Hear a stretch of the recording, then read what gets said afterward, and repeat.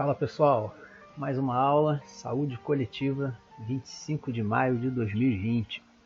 Vamos à aula. Então, hoje nós vamos continuar a matéria, né, Saúde Coletiva, abordando aí um pouco da história de como se formou o sistema de saúde brasileiro. Na última aula nós vimos um pouco da história mais remota, né, na época da colônia, império, e a partir de hoje nós vamos já ver a história mais recente, a partir ali do início do século XX. Então vamos começar aqui falando um pouquinho sobre a Lei Eloy Chaves. Essa lei aqui surgiu em 1923, tá? E o que levou ao surgimento dessa lei foi a chegada dos imigrantes europeus, que eram a mão de obra, né? A massa operária brasileira na época. Então, né, no início ali do século XX, a gente não tinha nenhum modelo nem de previdência, nem de assistência social, nem de saúde. As pessoas mais carentes, né, elas tinham acesso a esses serviços só pela caridade. Então não tinha aposentadoria e não tinha um hospital público que a pessoa pudesse recorrer caso ela ficasse doente. Então, por uma série de protestos, greves e pressões por parte dos operários, começou a se discutir um modelo, né, que atendesse às reivindicações deles. E aí, em 1923, o deputado Eloy Chaves, ele cria essa lei que foi batizada com o nome dele, criando as caixas de aposentadoria e pensão. Tá? Isso aqui foi muito importante para os trabalhadores e até para o país, porque foi o primeiro modelo previdenciário, né, que dava acesso inclusive à saúde. Tá? A gente vai entender melhor como funciona isso. Então, essas caixas de aposentadoria e pensão, elas eram conhecidas como CAPs. Tá? Então, elas eram conhecidas como as CAPs. E como funcionava isso? Vamos supor, a gente tem uma empresa.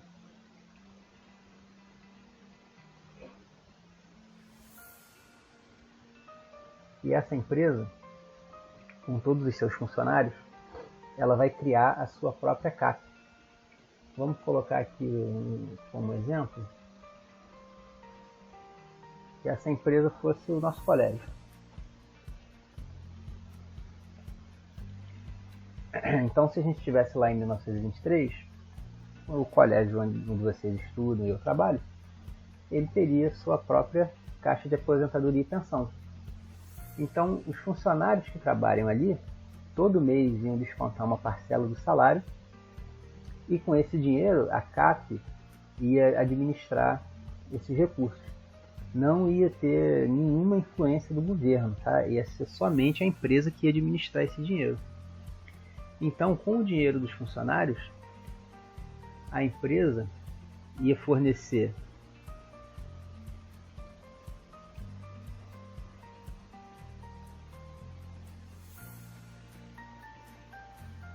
aposentadoria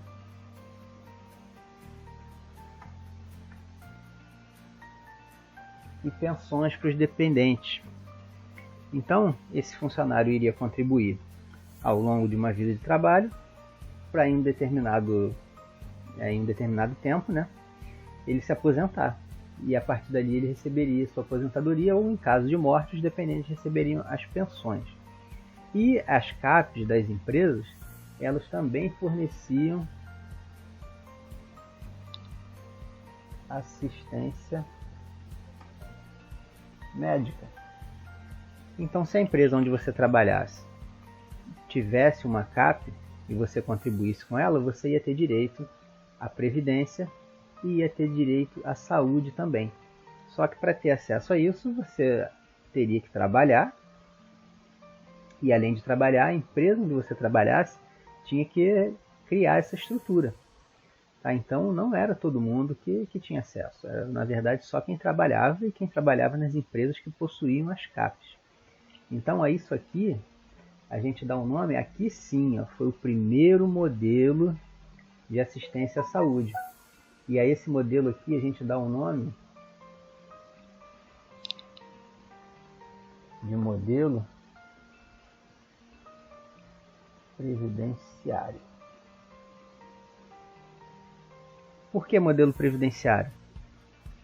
Porque só tinha direito quem trabalhava, tá? E quem tinha a previdência social, quem contribuía para a previdência. E isso aqui perdurou até a criação da Lei 8.080, que a gente vai ver ao longo da aula. Tá? É importante que vocês entendam como funcionava isso aqui. Então, cada empresa tinha sua própria CAP e o governo não influenciava na administração dessa CAP. Tá? Então, por exemplo, cada colégio teria sua própria CAP, cada empresa teria o seu próprio modelo. Tá? Então, cada um tinha o seu, era bem individual. E tinha, inclusive, empresas que não tinham CAPs. Tá? Então, espero que isso aqui tenha ficado bem claro, que isso aqui é fundamental para a gente entender os próximos slides. Aí a gente entra aqui, ó, na Era Vargas. Então aqui foi criado o Ministério da Educação e Saúde. E no governo Vargas teve uma mudança nesse modelo das caixas de aposentadoria e pensão. Tá?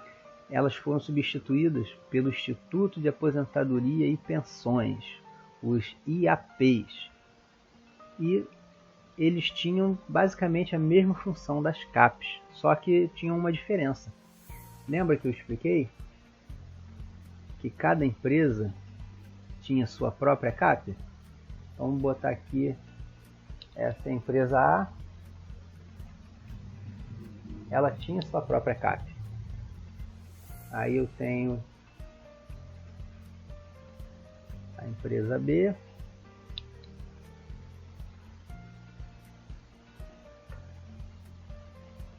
e tenho a empresa C.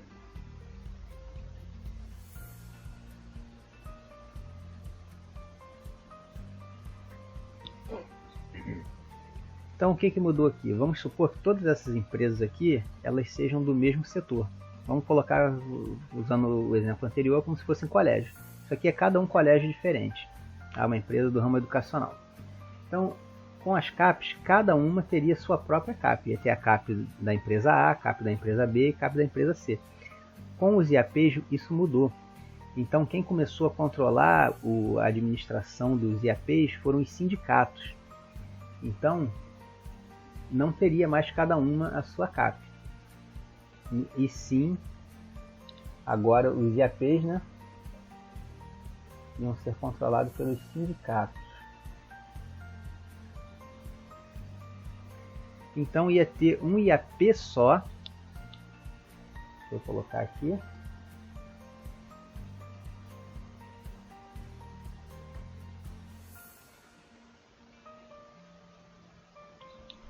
Ia ser um IAP só, tá? Que o sindicato, vamos colocar como se fosse o sindicato dos professores, ia controlar os IAPs de todos os colégios. Todos os colégios iam responder a um IAP só.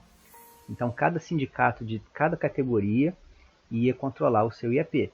Então, tinha dos ferroviários, tinha dos comerciários, tinha dos marítimos. Então, isso tirou essa individualidade que acontecia nas CAPs. Agora se juntou tudo num IAP só, que era dividido por categoria. E mais uma vez, nem todas as categorias tinham IAPs, tinham categorias que ficavam fora desse modelo. Tá? E ele funcionava parecido com o das CAPs. Recolhia uma parte do salário dos trabalhadores e com esse dinheiro era administrado para no futuro o trabalhador ter direito a uma aposentadoria, em caso de morte, pensão para os dependentes e em caso de doença, assistência à saúde. Então, somente essa foi a mudança, que em vez de cada um ter o seu, agora todas as empresas do mesmo setor, ali, das categorias profissionais, iam ter o seu IAP controlado por um sindicato. Então, aqui a gente vai para o governo militar, tá, onde continuaram ocorrendo mudanças nesse modelo previdenciário. A lei que criava a consolidação das leis trabalhistas, tá, e mudava, que unificava os IAPs, era de 1960. O que previa essa lei? Antes, nos IAPs, cada categoria profissional ia ter o seu IAP. A lei da CLT já mudava isso. Ela, em vez de dividir por categoria profissional, ela colocava todos os tipos de trabalhadores, tá, privados no mesmo sistema. Então agora não ia ser mais dividido por categoria profissional, ia ser dividido por setor público e privado. Então todo mundo que fosse do setor privado, que tivesse carteira de trabalho, CLT, ele ia responder a uma entidade só. E agora não ia ter mais IAP dos professores, IAP dos comerciários, IAP dos ferroviários, IAP dos marítimos. Ia ter uma coisa só. Todo mundo que trabalhava no setor privado ia contribuir para a nova instituição que foi criada. Tá? E essa instituição foi criada em 1967 no governo militar, que eles unificaram todos os IAPs em um instituto só, que foi o Instituto Nacional de Previdência Social, que é o INPS.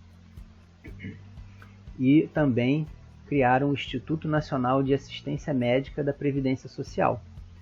Então, isso que se chamava INAMPS.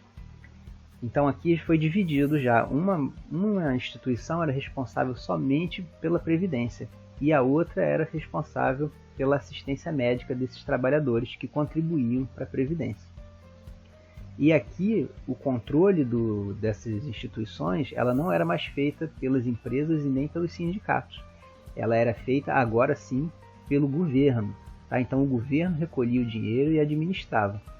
E repassava lá os recursos para o INPS e para o INAMPS. Então, todos os trabalhadores que tinham carteira assinada, eles contribuíam para o INPS. Então, eles tinham direito à aposentadoria, pensões e à assistência médica. Tá? Então, continuou sendo um modelo previdenciário, onde excluía os cidadãos que não tinham carteira assinada. Só tinha direito quem trabalhava ou os dependentes dessa pessoa. Então, como o país não tinha uma estrutura de saúde suficiente para ofertar esse serviço à população, no governo militar ocorreu um incentivo, né, para o setor privado. Então, o setor privado cresceu muito e houve o aumento de leitos em hospitais particulares. Isso aqui a gente até abordou nas aulas de psiquiatria, que os hospitais privados, né, psiquiátricos nessa época, eles internavam indiscriminadamente por conta do repasse da verba, que era por cada paciente. Então, nessa época, com esse incentivo do setor privado, começou a se desenvolver aí os convênios, tá? Os convênios médicos, os planos de saúde. E a classe média foi o principal alvo desses grupos e aderiu rapidamente. Por quê? O sistema público tinha muitas falhas e era deficiente. Tá? Então, aí que começou a se criar essa cultura que a gente tem até hoje de plano de saúde.